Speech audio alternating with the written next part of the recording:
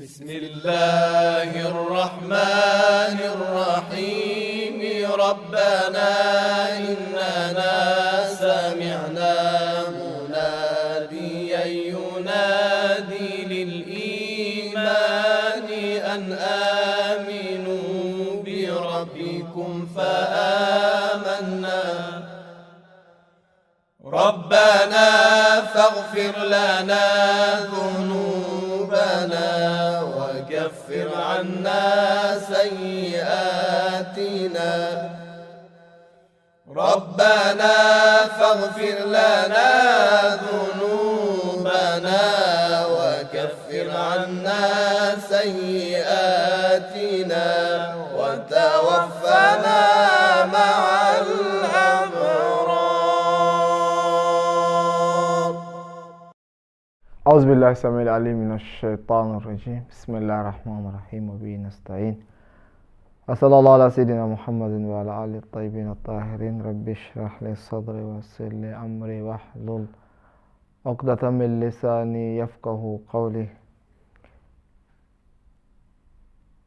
اللهم كن لوليك الحجة بن الحسن صلواتك عليه وعلى آبائه في هذه الساعة وفي كل ساعة وليا وحافظا وقائدا وناصرا ودليلا وعينا حتى تسكن وعدك توا وتمتعه فيها طويلا برحمتك يا أرحم الراحمين.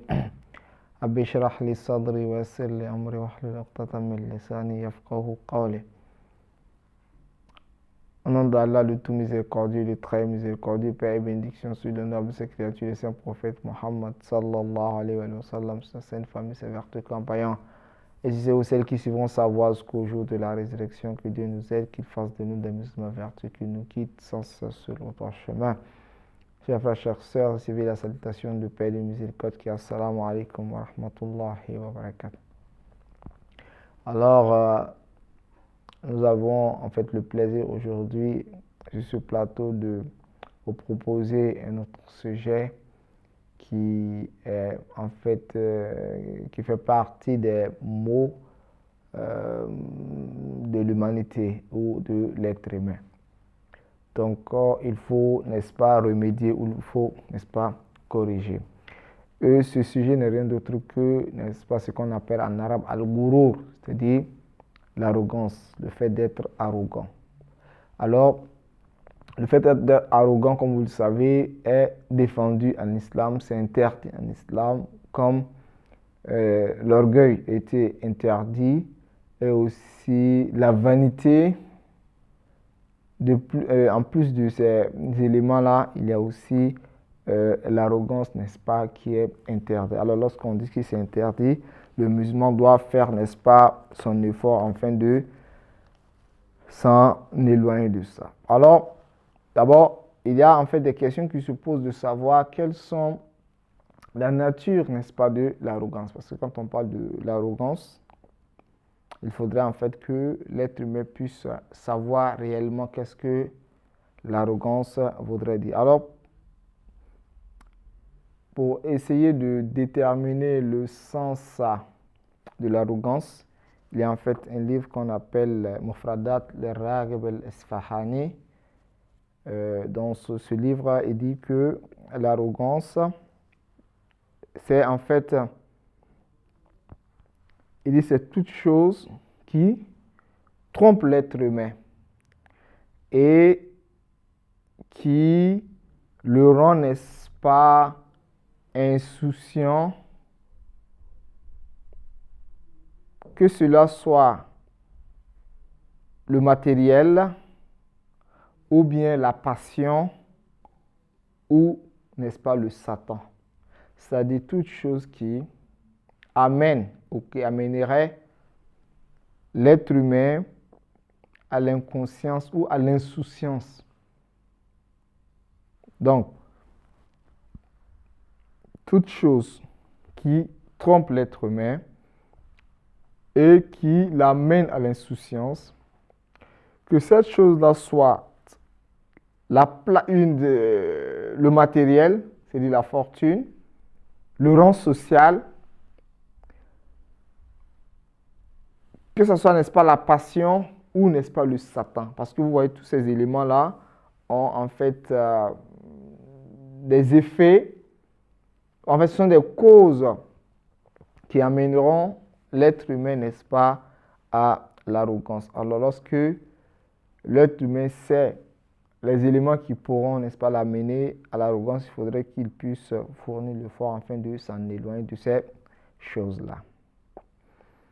Et aussi, un grand savant que on a, qui s'appelle Faïd al-Qashani, celui-ci dans un livre qu'on appelle Mahajjat al-Bayda fi Tahzib al-Ihya, c'est-à-dire c'est la révision en fait du livre Ihya al-Ulum de Ghazali.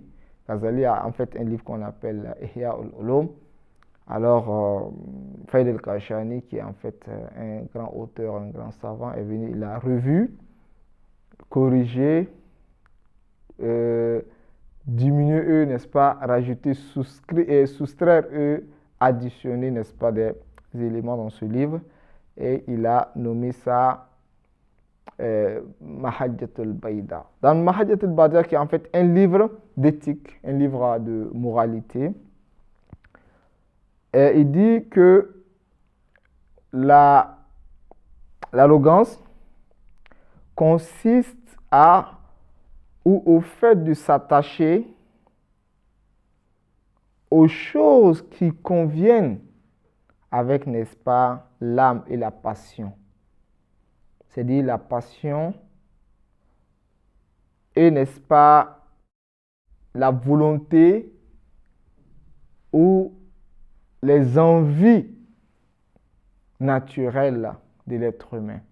C'est toutes choses qui font, n'est-ce pas, qui vont de pair avec la passion de l'être humain, les envies, n'est-ce pas, naturelles de l'être humain et qui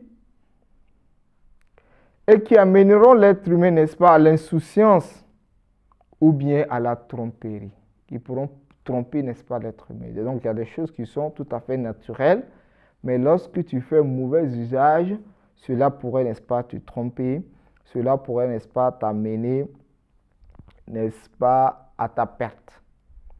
Et cette chose-là pourrait être la cause du Satan, parce que c'est le Satan qui pourrait, n'est-ce pas, mettre en fait des pièges contre toi.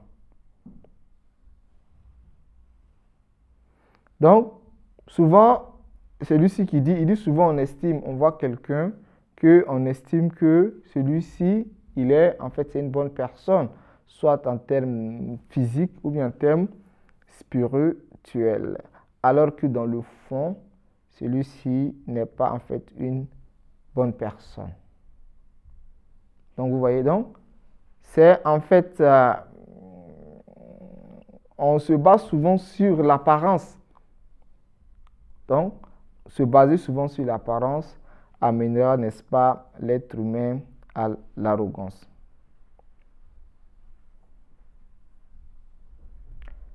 Alors, voilà en fait comment est-ce que celui-ci présente la question de l'arrogance.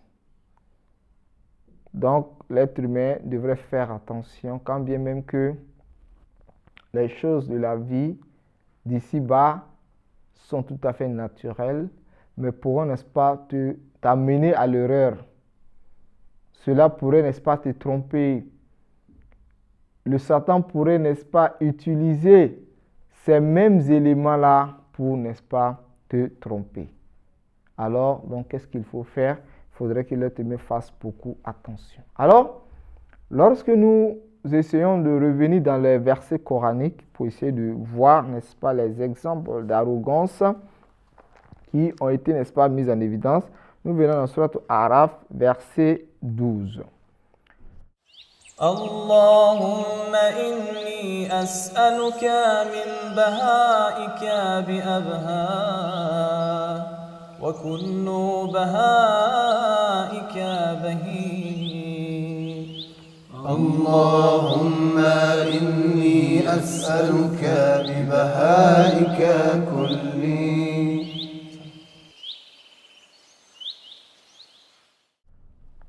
Surat Al-A'raf, verset 12 Allah subhanahu wa ta'ala, parlant de l'histoire du Satan, Iblis, dit ceci.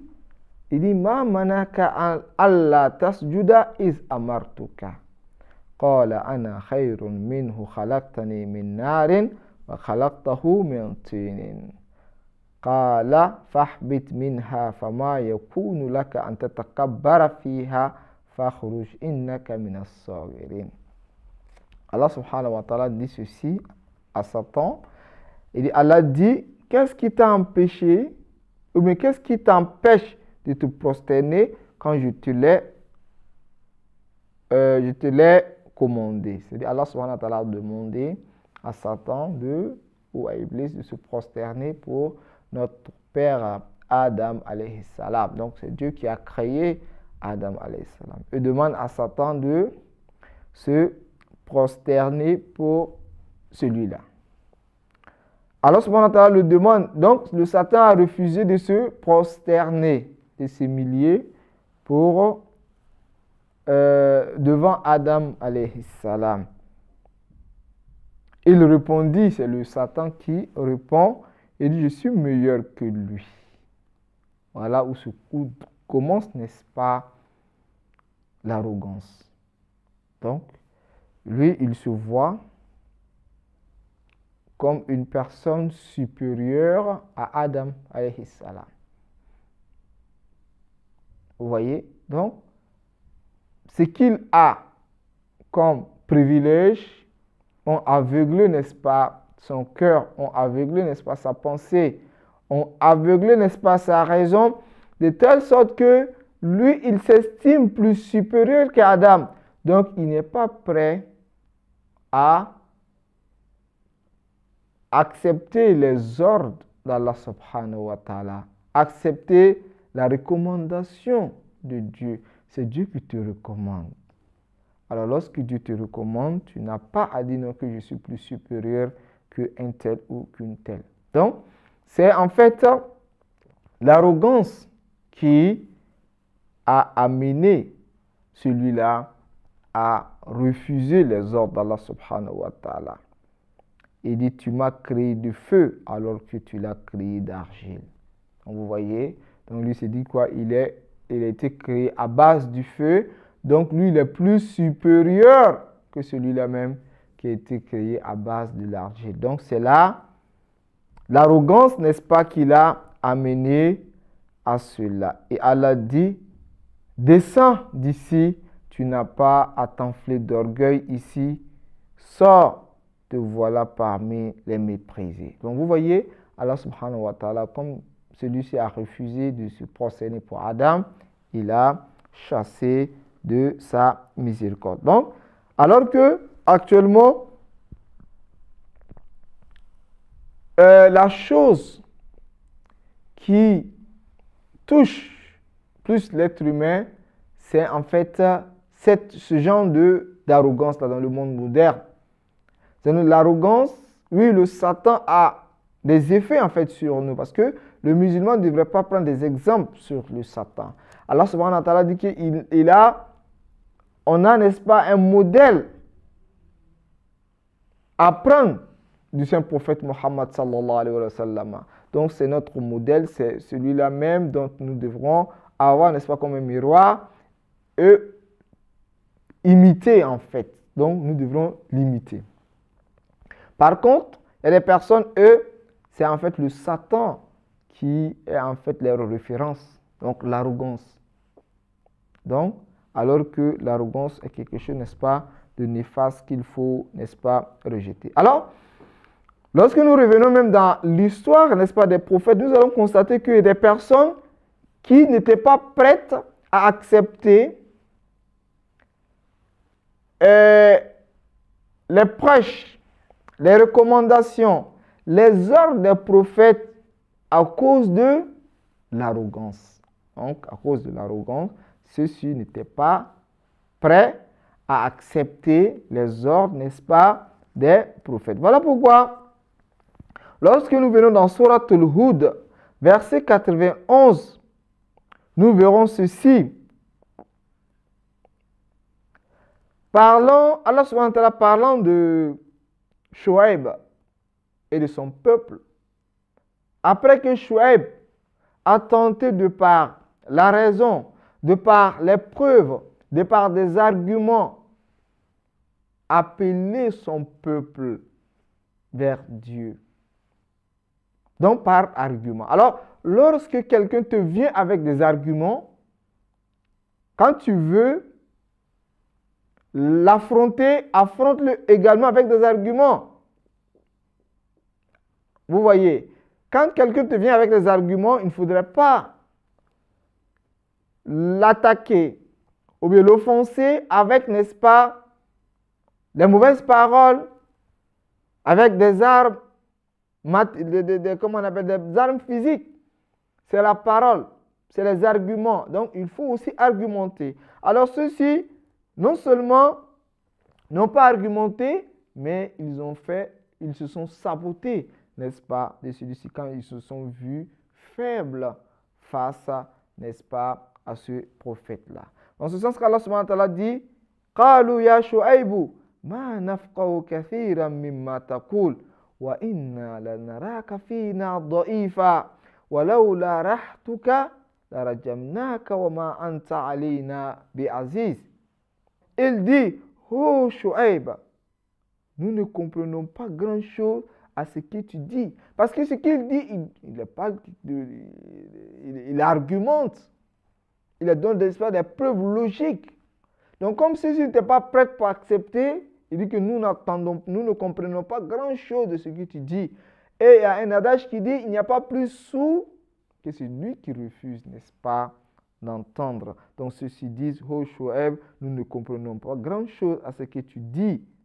Et vraiment, nous te considérons comme un faible parmi nous. Ils ont commencé à l'humilier. Donc, à l'estimer comme une personne faible. Si ce n'est ton clan, nous t'aurions certainement lapidé. Donc, si ce n'est pas à cause de son clan, ils l'auront lapidé. Parce qu'il y a en fait un groupe derrière lui. Et ceux-ci, à leur époque, ils respectaient vraiment les clans. Donc, on ne te ferait pas, n'est-ce pas, de tort parce qu'il y a en fait un groupe derrière toi, n'est-ce pas, tu es en fait d'un tel ou un tel clan.